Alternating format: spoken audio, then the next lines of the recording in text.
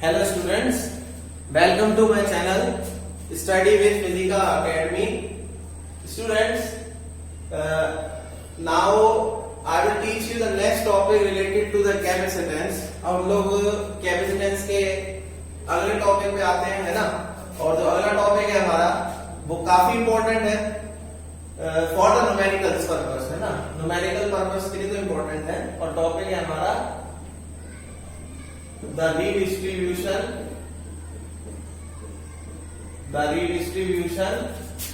of charges। ठीक है, ये हेडिंग है हमारी और इम्पोर्टेंट ये देख लेते हैं क्या है, क्योंकि इसमें इस टॉपिक पे बेस्ड हमारे एनसीईआरटी में न्यूमेरिकल्स है। ठीक है ना। तो हमने क्या करा, अपनी तरफ से हमने एक इंसुलेटिंग कंडक्टर लिया जिसको हमने कहा इसका कैपेसिटेंस है C1। ठीक है, और ये इसका सेंटर हो गया जिसे हमने O कह दिया, और इसके चारों तरफ जो है पॉजिटिव चार्ज हमें दिख गया। अब हमने कहा कि भाई इसके चारों तरफ पॉजिटिव चार्ज ही क्यों है, क्योंकि inside the conductor electric field तो 0 है।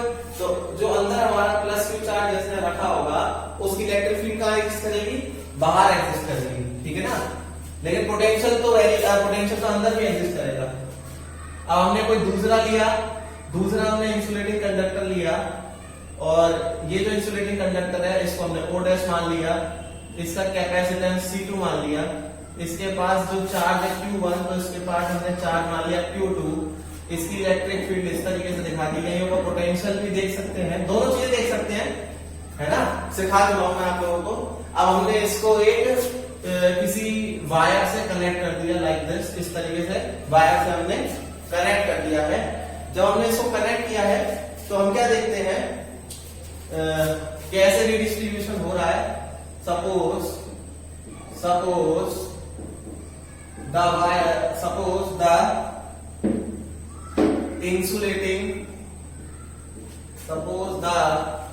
insulating conductors whose charges is Q1 and Q2। ठीक है।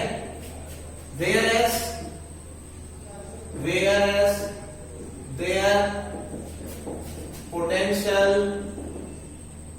is V1 and V2। इनके पोटेंशियल क्या क्या है दोनों के, V1 और V2। तो क्या होगा, अब क्या होगा, एक समय बाद जाके दोनों के अंदर चार्जेस का रिडिस्ट्रीब्यूशन स्टार्ट हो जाएगा, यानी चार्जेस जो है वो फ्लो करेंगे, और जब चार्जेस फ्लो करेंगे एक दूसरे की तरफ तो उससे क्या होगा, पोटेंशियल वेरी करेगा। और पोटेंशियल जो वेरी करता है वो कैसे करता है, सिंस पोटेंशियल, ये जो कहो जब पोटेंशियल वेरी कर रहा है तो जो चार्ज है वो कैसे फ्लो करता है, since the charge flow from, कैसे फ्लो करता है वो, potential higher potential to lower potential vary करता है ना। Since charge flow from higher potential to lower potential, है ना। और ये कब तक चलता रहेगा, till the potential between these both conductor remains the same. तो ये लिख सकते हैं, this process undergoes till the potential of both the conductor becomes, क्या हो जाए वो, सेम।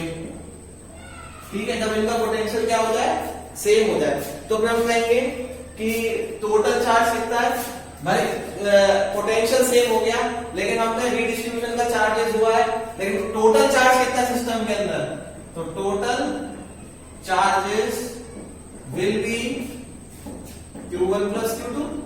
ठीक है। अच्छा, और नेट कैपेसिटेंस कितना हो जाएगा, नेट कैपेसिटेंस वो कितना हो जाएगा, C1 प्लस C2 दोनों के लिए। ठीक है। हम ये कह के चल रहे हैं कि जो ये वायर है इसका कोई वेट नहीं है, नेग्लिजिबल वेट की तरह ट्रीट हो रही है, और कुछ एक डिस्टेंस पर रखनी है दोनों के दोनों, जिसकी वजह से ये दोनों एक दूसरे के ऊपर कोई फोर्स एक्सर्ट नहीं कर रहे हैं। अच्छा, जब ये कोई फोर्स एक्सर्ट नहीं कर रहे हैं तो इनका जो नेट कैपेसिटेंस है वो कितना है, C1 प्लस C2। अब हमको पता है since we know Q is equal to CV, तो कॉमन पोटेंशियल हमें V निकालना है, तो V किसके बराबर हो जाएगा, Q बाय C, और Q का मतलब क्या है, टोटल चार्ज है ना, अपॉन C, नेट कैपेसिटेंस या फिर टोटल कैपेसिटेंस, दोनों में से जो आपको सही लगे। टोटल कैपेसिटेंस, तो वो कितना हो जाएगा, टोटल चार्ज कितना है, टोटल चार्ज ये ना हमारा Q1 प्लस Q2, ठीक है। और जो इसकी वैल्यू है वो भी देखते हैं, और जो हमारा नेट कैपेसिटेंस है वो कितना है, C1 प्लस C2। अच्छा, पहले वाला जो कैपेसिटर है इसका चार्ज Q1 है, तो इसका पोटेंशियल कितना था, C1 V1 इनिशियली, ऐसे इसका कितना है, ये Q2 है, तो इसका चार्ज कितना है, C2 V2 इनिशियली। तो कितनी वैल्यू हो जाएंगी दोनों की, जरा वैल्यू पुट करो। तो V is equals to Q1 की वैल्यू क्या है, C1 V1 प्लस Q2 की वैल्यू क्या है, C2 V2 upon C1 plus C2। This is the final answer of the, और इस ये जो V लिखा है, V is also known as common potential. ध्यान रखिएगा इसमें, जो ये V आया हमारा वर्ड, इसे हम लोग क्या कहेंगे, कॉमन पोटेंशियल। नोट डाउन करिए इसे।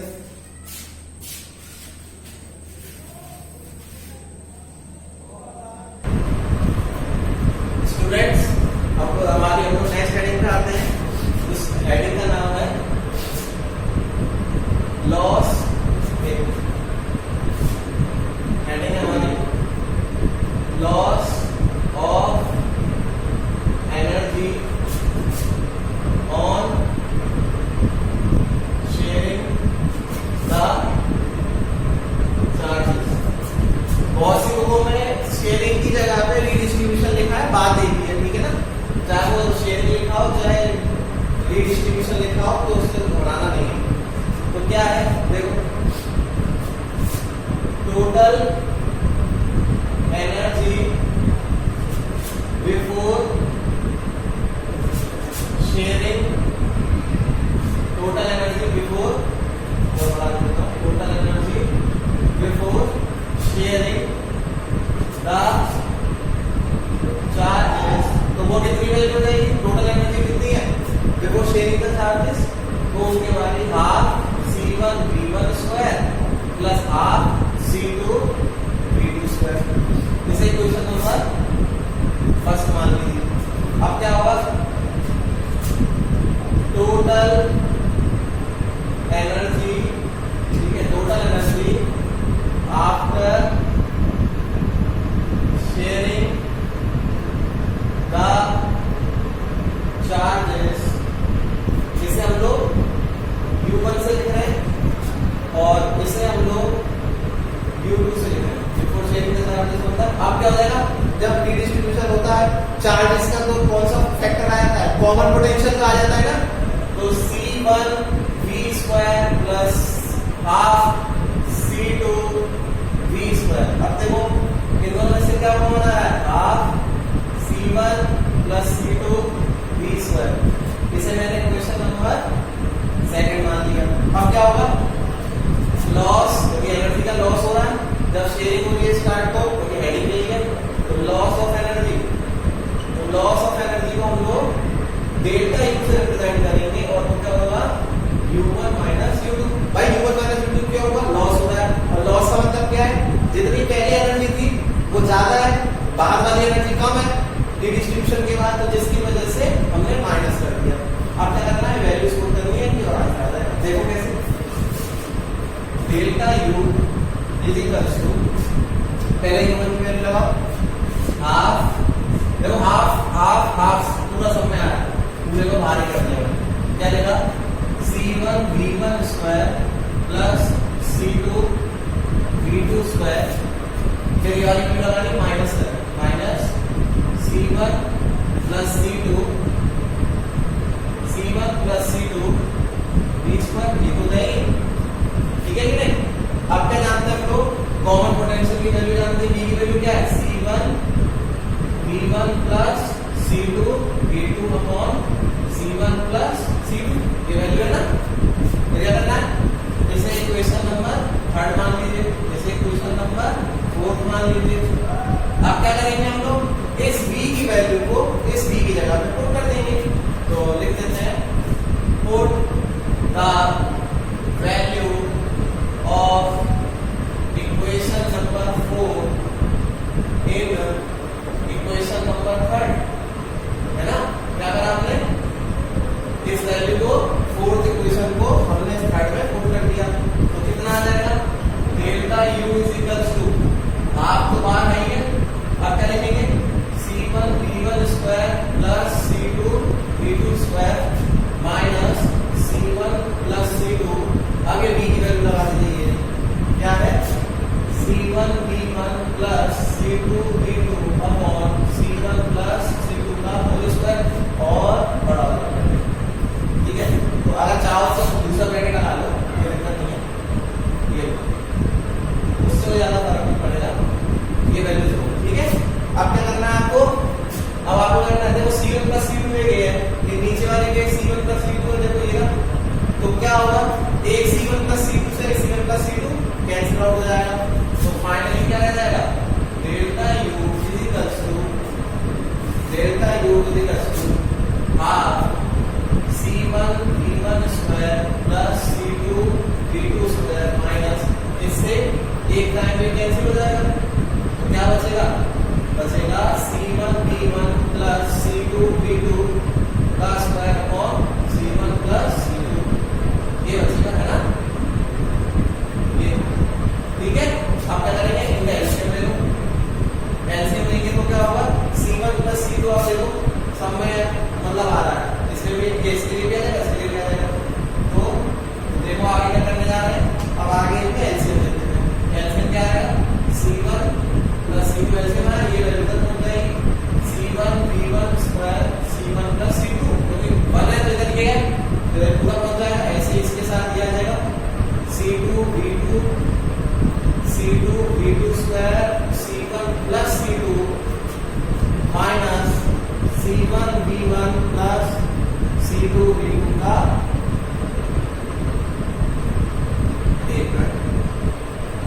C1 V1 plus C2 V2 और इसका होल स्क्वायर, है ना, ये तो है।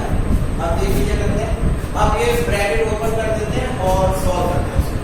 ठीक है, तो देखिए क्या क्या रहना है, delta u equals to multiply कराइए C1 square V1 square, C1 square होगा, V1 स्क्वायर वैसे plus C1 C2 V1 square, C1 C2 V1 square, अगले वाले पे लगाइए C2 C1 V2 square plus C2 square V2 square, इसका whole square open करिए, whole square इसका लिए ओपन करिए, इसको क्या आ जाएगा देखिए जरा, और हाफ तो नहीं गया,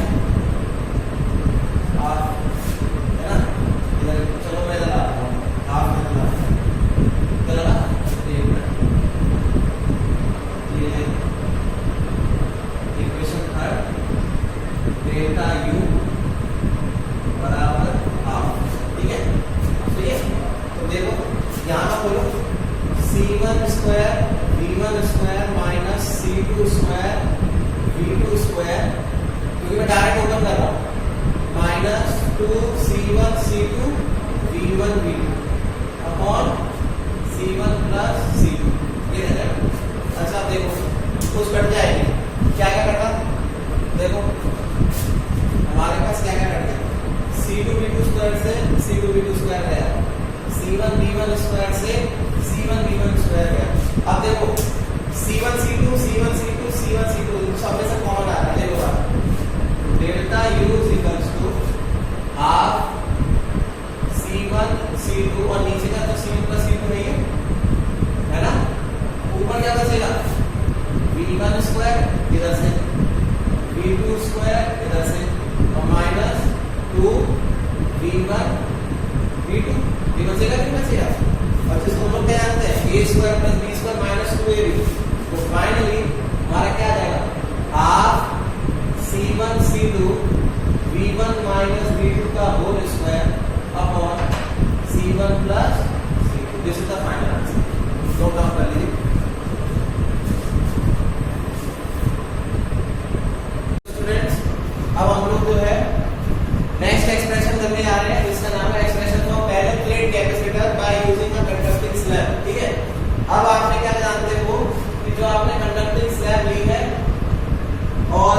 पैरेलल प्लेट कैपेसिटर की बात कर रहे हैं, तो हम तो जानते हैं पैरेलल प्लेट कैपेसिटर हमारी ये होती थी, और पैरेलल प्लेट कैपेसिटर की थिकनेस हम कितनी जानते हैं, d होती है, ठीक है।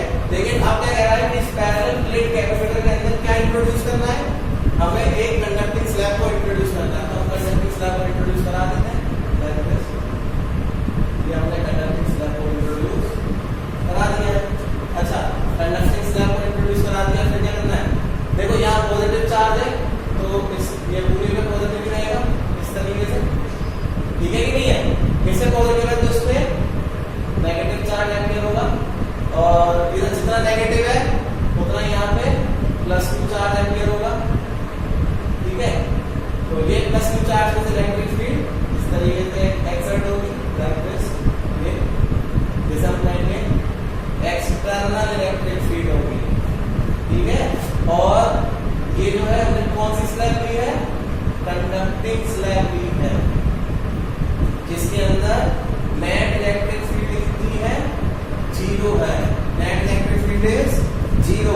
ये आप लोगों को ध्यान रखना है कि यहाँ पे जो नेट इलेक्ट्रिक फील्ड है वो कितनी है, 0 है, ठीक है।